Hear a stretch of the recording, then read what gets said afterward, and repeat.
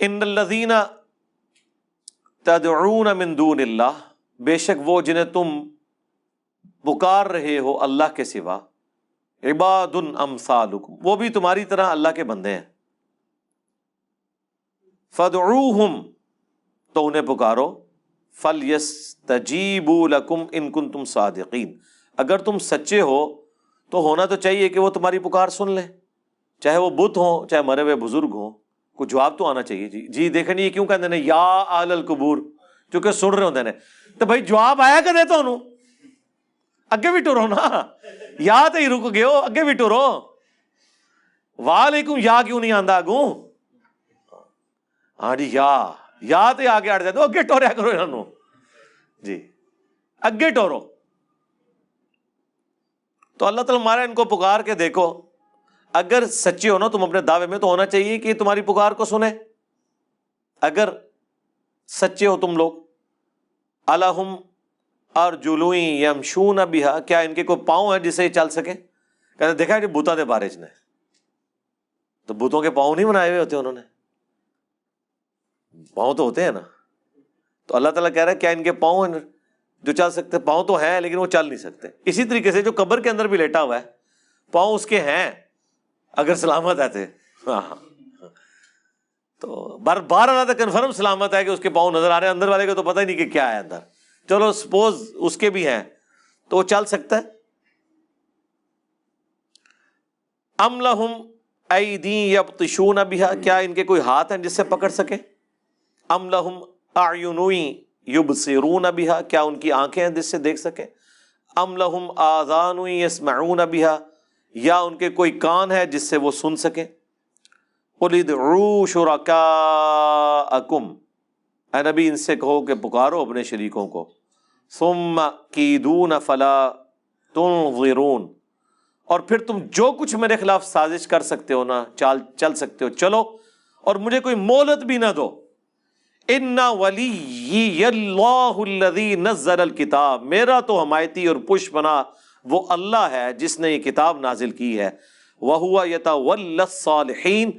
اور وہ صرف میرا پش پناہ نہیں ہے، تمام نیکوکاروں کا جو اللہ کو پکارنے والے ہیں، موحدین ہیں، سب کا پش پناہ ہے وہ۔ والذین تدعون من دونہ، اور جن کی تم پرستش کر رہے ہو، جن کو تم پکار رہے ہو اللہ کے سوا،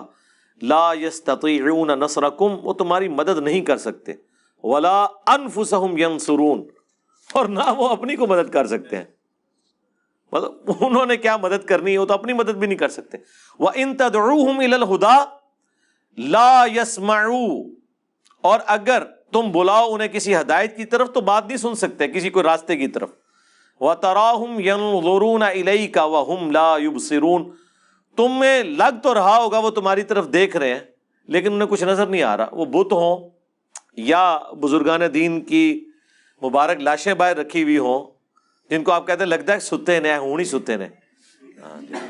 جناب جدوں وہ صحیح ستے ہوندے سن اور زندہ ہوندے سن اس وقت بھی نہیں کوئی سن سکتا، یعنی کسی بزرگ کے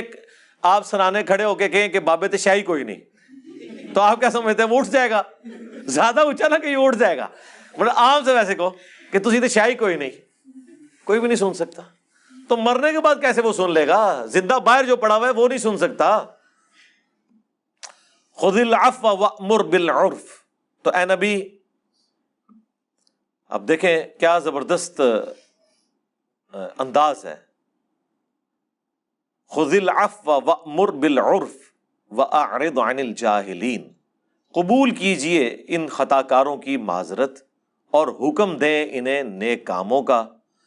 اور ان سے اعراض کیجئے، یعنی عفو درگزر کی روش، یہ مکی قرآن ہے نا، اس میں تو یہی ہے کہ بھئی آپ نے ان کو ڈھیل دینی ہے، ابھی موقع آئے گا قتال کا مدینے میں۔ وَإِمَّا يَنزَغَنَّكَ مِنَ الشَّيْطَانِ نَزْغٌ، اور جب کبھی آپ کو کوئی شیطان کی طرف سے خیال آئے، کوئی وسوسہ آئے، فَاسْتَعِذْ بِاللَّهِ، تو اللہ سے پناہ مانگنی ہے، إِنَّهُ سَمِيعٌ عَلِيمٌ، بے شک وہ سننے والا علم والا ہے۔ اسی پہ وہ پھر وظیفہ ہے نا ابو داؤد کا اور ترمذی میں، اعوذ باللہ السمیع العلیم، یہی سمیع العلیم، من الشیطان الرجیم من ہمزہ ونفخہ ونفثہ۔ باقی اس کے اوپر میری تفصیلی ویڈیو ہے، مسئلہ 83A، شیطانی وسوسے اور ان کا علاج، جب کبھی بھی ایسا معاملہ ہو اعوذ باللہ من الشیطان الرجیم لا حول ولا قوۃ الا باللہ، فوراً اللہ کی طرف رجوع لائیں۔ ان الذین اتقوا اذا مسهم طائف من الشیطان، بے شک جو تقوی کی روش اختیار کرنے والے لوگ ہیں، جب انہیں شیطان کبھی چھوتا ہے کسی خیال سے، تذکروا، فوراً خدا کو یاد کرتے ہیں، فاذا هم مبصرون، تو ان کی آنکھیں کھل جاتی ہیں۔ جیسے ہی اللہ کا ذکر آئے گا شیطان بھاگ جائے گا، سیدھی سی بات ہے۔ ہمارے محلے میں بھائی کہتے ہیں جی داتا صاحب مجھے روزانہ ملتے ہیں، میں نے کہا آپ ملنے ہیں تو آپ نے پڑھنا ہے اعوذ باللہ من الشیطان الرجیم، کہتے ہیں نہیں گستاخی ہو جائے گی۔ میں نے کہا آپ میرے سامنے پڑھے تو میں تو اپنی گستاخی نہیں سمجھوں گا، سوائے اس کے کہ جو شیطان ہے وہ اپنی گستاخی سمجھے گا نا، میں تو نہیں غائب ہوتا، پڑھو میں نہیں غائب ہوتا، ٹھیک ہے۔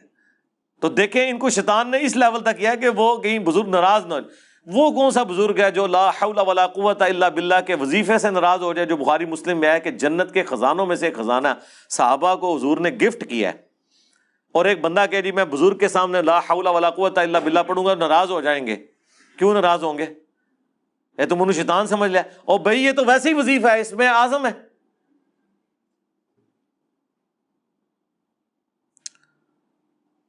وَإِخْوَانُهُمْ يَمُدُّونَهُمْ فِي الْغَيِّ، اور شیطانوں کے بھائی جو ہے نا وہ کھینچ کر لے کے جاتے ہیں ان شیاطین کو گمراہی کی طرف، ثُمَّ لَا يُقْصِرُونَ، پھر کوئی کسر نہیں چھوڑتے۔ اے پنجابی چ بھی آیا کہ کوئی کسر نہیں رہنے دیتی، یہ عربی جو ہے، پھر کوئی کوتاہی نہیں کرتے، پھر پہنچا کے آتے ہیں وہ شیاطین وہاں پہ ان کو۔ ظاہر ہے جب آپ خدا سے روگردانی کریں گے، جو سورہ الزخرف میں ہے کہ جو رحمان کے ذکر سے روگردانی اختیار کرتا ہے اللہ تعالیٰ اس پہ شیطان مسلط کر دیتا ہے جو اس کا ساتھی بن جاتا ہے۔ وَإِذَا لَمْ تَأْتِهِمْ بِآيَةٍ، اور اے محبوب جب آپ ان کے پاس کوئی معجزہ نہیں لے کے آتے نا، ان کا منہ مانگا، بِآيَةٍ قَالُوا لَوْ لَجْتَبَيْتَهَا، تو کہتے ہیں کہ تم خود سے کوئی آیت بنا کے کیوں نہیں لے آتے۔ اس کا ایک معنی یہ بھی ہے کہ جب کچھ عرصہ قرآن نازل نہیں ہوتا تو یہ کہتے ہیں آپ خود سے ہی کو بنا لیتے، اتنا عرصہ ہوا ہے بھائی تمہارے پاس کوئی فرشتہ نہیں آیا، میں نے مذاق بنایا ہوا تھا۔ قُلْ إِنَّمَا أَتَّبِعُ مَا يُوحَى إِلَيَّ مِن رَبِّي، اے نبی تم فرماؤ میں تو نہیں سوائے اس کے کہ خود اتباع کرنے والا ہوں اس کا جو میرا رب میری طرف وحی کرتا ہے۔ هَذَا بَصَائِرُ مِن رَبِّكُمْ، یہ ہے روشن دلائل، آنکھیں کھولنے والے تمہارے رب کی طرف سے، وَهُدًى وَرَحْمَةٌ لِقَوْمٍ یؤمنون، ہدایت اور رحمت اس قوم کے لیے جو بات کو ماننا چاہے۔ یعنی نبی علیہ السلام کو بھی کہا جا رہا ہے کہ آپ کا کام صرف پہنچا دینا ہے، یہ آپ کا مذاق بھی اڑائیں گے، آپ کا کام ہے دعوت دیں، جس نے ہدایت قبول کرنی ہے وہ کر لے گا۔